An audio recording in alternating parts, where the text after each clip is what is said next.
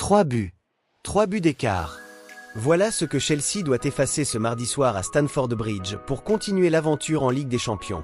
3 buts face au Paris Saint-Germain, l'un des clubs les plus redoutables d'Europe en ce moment. Est-ce que c'est possible? Est-ce que les Blues ont encore une chance?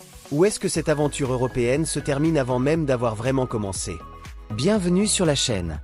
Aujourd'hui, on plonge dans les détails, les stats, le contexte et tout ce qu'il faut savoir avant ce choc retour qui s'annonce absolument électrique. Et je vous préviens tout de suite, ce match est bien plus complexe qu'il n'y paraît. Parce que oui, Chelsea a perdu 0 contre 3 au Parc des Princes. Mais les chiffres racontent une toute autre histoire. Restez avec moi, parce que vous allez être surpris. Commençons par remettre les choses en perspective. Beaucoup de gens ont vu le score 3-0 pour le PSG et ont conclu que Chelsea a été dominé, écrasé, humilié. Mais attendez. Regardons les expected goals, les fameux XG, qui mesurent la qualité réelle des occasions créées de part et d'autre. Paris Saint-Germain, 0,9 XG. Chelsea, 1,56 XG. Vous avez bien entendu. Chelsea a créé plus d'occasions de qualité que le PSG lors du match aller. En termes de probabilité de marquer, les Blues étaient mathématiquement au-dessus des Parisiens. Ce résultat de 3-0, statistiquement, c'est une anomalie. C'est le genre de match où une équipe score peu mais marque beaucoup, ce qu'on appelle une performance de haute efficacité offensive. Le PSG a été clinique. Redoutablement clinique. Chaque occasion convertie, ou presque. Et Chelsea?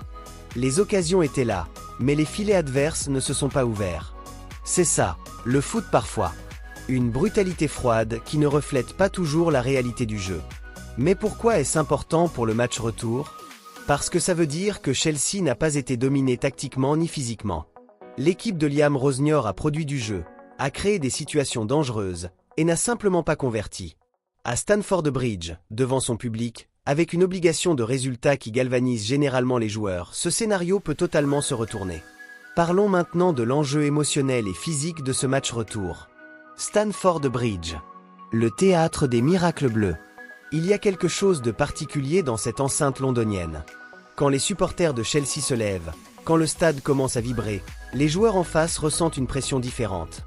Et les Blues, eux, puisent dans cette énergie une force supplémentaire. Chelsea reçoit.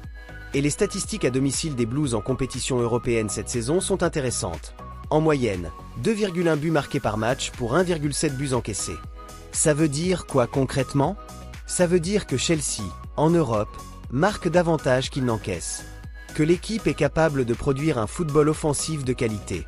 Et que, même en concédant des buts, ce qui est probable face au PSG, les Blues ont la capacité de trouver les filets adverses.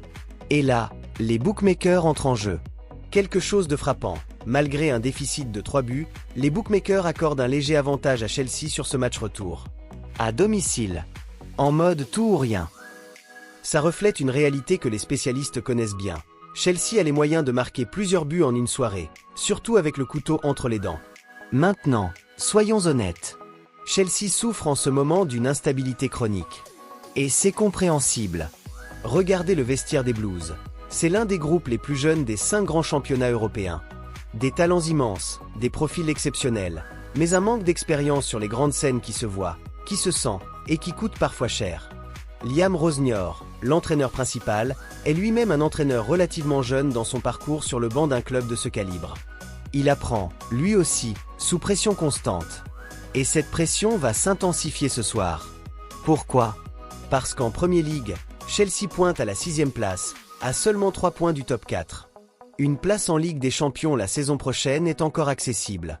Mais une élimination en 8e ou en quart de finale de cette édition, surtout après une défaite aussi sévère au match aller, pourrait secouer le club. Les critiques, les questions sur le projet, sur les recrutements massifs réalisés ces dernières années, tout ça pourrait ressurgir avec violence si le résultat ce soir est décevant. La pression sur les épaules de Rosenior est immense. Et ces joueurs le savent. Mais la jeunesse, c'est aussi l'inconscience, l'audace, l'absence de complexe face aux grandes équipes. Ce Chelsea-là ne va pas reculer. Il ne peut pas se permettre de reculer. Attendez-vous à un Chelsea offensif, peut-être imprudent par moments, mais vivant et dangereux. De l'autre côté, il y a le Paris Saint-Germain. Et il faut lui rendre hommage pour sa performance au match aller. Le PSG a démontré une efficacité redoutable, une capacité à tuer les matchs même sans dominer outrageusement. Ce pari-là, c'est une équipe qui sait gérer les situations, qui sait quand appuyer sur l'accélérateur et quand gérer. Avec un avantage de 3 buts à préserver, les Parisiens arrivent à Londres dans une position confortable. Ils peuvent se permettre de concéder un but, peut-être deux, sans que la qualification soit remise en question.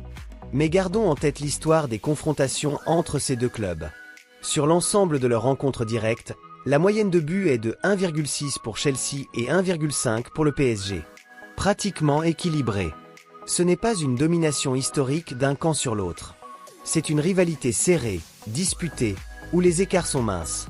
Ce qui nous amène à une question essentielle. Est-ce que le PSG, en mode gestion, peut être pris de court à Stamford Bridge? La réponse, honnêtement, oui. Ça arrive. Ça s'est vu. Des équipes venues gérer un avantage confortable et reparties éliminées. Le foot, c'est aussi ça. Si Chelsea marque en premier et crée le doute, l'ambiance de Stamford Bridge peut devenir un facteur décisif. Une équipe parisienne moins à l'aise dans le bruit, dans la pression, dans l'urgence, ça peut craquer. Alors, concrètement, comment Chelsea peut-il renverser cette situation en apparence désespérée? Premier élément, marquez vite. Si Chelsea ne marque pas dans le premier quart d'heure, la mission devient exponentiellement plus difficile. Un but rapide met la pression sur le PSG, donne confiance aux Blues et embrase Stamford Bridge. L'énergie du stade fait partie du plan tactique. Deuxième élément, ne pas encaisser. Chaque but du PSG rend le scénario de qualification encore plus improbable. Si Paris marque, il faut alors 5 buts pour qualifier Chelsea. Si Chelsea reste solide défensivement, et rappelons que c'est un défi face à une attaque parisienne de cette qualité, alors le rêve reste vivant. Troisième élément, l'intensité physique et mentale. Chelsea doit être irréprochable dans les duels, dans les secondes balles, dans l'agressivité positive. Pas de fébrilité défensive, pas de panique. Une équipe qui croit en sa mission et qui l'exécute avec discipline. Et puis, il y a le facteur X. Ce truc indéfinissable. Un joueur qui sort de nulle part, qui prend un match sur ses épaules. Dans une équipe aussi jeune que Chelsea, il y a forcément quelqu'un qui veut briller sur cette scène. Quelqu'un qui se dit que ce soir, c'est sa nuit. Alors voilà notre lecture de ce match. Chelsea va jouer. Vraiment jouer. L'équipe n'a rien à perdre et va presser, attaquer, mettre une pression maximale dès le coup d'envoi. Attendez-vous à un début de match intense, électrique, avec des occasions des deux côtés. Le PSG, de son côté, va laisser Chelsea avoir le ballon dans certaines zones, compacter son bloc défensif et attendre les espaces en transition. C'est leur marque de fabrique. Et ils font ça très bien. Notre analyse. Chelsea va marquer. Une équipe avec ses XG au match aller, cette motivation, ce public derrière elle, et cette histoire à Stamford Bridge, les Blues vont trouver le chemin des filets. La question c'est combien? Et est-ce que ça suffira? Combler 3 buts sans en encaisser un seul face au PSG? C'est l'un des scénarios les plus difficiles du football moderne. Mais pas impossible. Le football a cette magie de rendre possible l'improbable. Voilà pour notre analyse complète de ce Chelsea-PSG qui s'annonce comme l'un des matchs les plus palpitants de cette phase de Ligue des Champions. Un match où une équipe jeune, ambitieuse, dos au mur, va tout donner devant son public pour tenter l'exploit. Peu importe le résultat final, ce Chelsea mérite qu'on lui fasse confiance. La jeunesse, parfois, fait des miracles.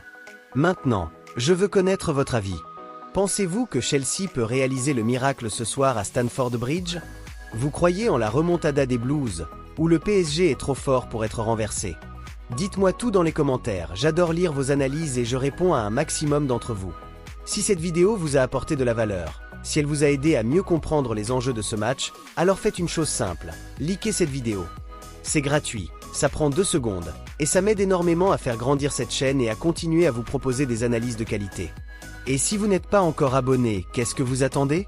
Appuyez sur le bouton d'abonnement et activez la cloche pour ne rater aucune de nos analyses.